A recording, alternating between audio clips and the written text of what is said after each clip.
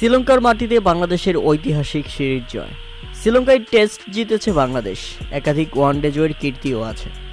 টি-20 match জিতে স্বাগতিক শ্রীলঙ্কাকে বিদায় করে দেওয়া নিডাহাস ট্রফির মতো ফাইনাল খেলার রেকর্ডও। কিন্তু দীর্ঘদিন ধরে শ্রীলঙ্কা সফর করে কোনো ফরম্যাটে সিরিজ জিততে পারেনি বাংলাদেশ।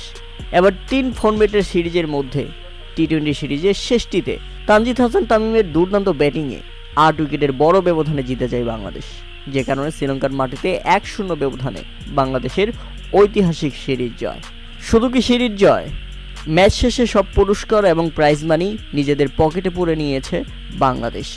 বল হাতে 4 উইকেট তুলে নিয়ে শেখ মেহেদী হাসান তুলে নিয়েছেন ম্যান অব দ্য ম্যাচ পুরস্কারের পাশাপাশি টি-20 প্লেয়ার অব দ্য ম্যাচ পেয়েছেন পুরস্কার হিসেবে $50,000। সেই সাথে লিটন দাস নিজের ভক্তের অটোগ্রাফ দেওয়ার পাশাপাশি তুলে নিয়েছেন ম্যান অব দ্য সিরিজ অর্থাৎ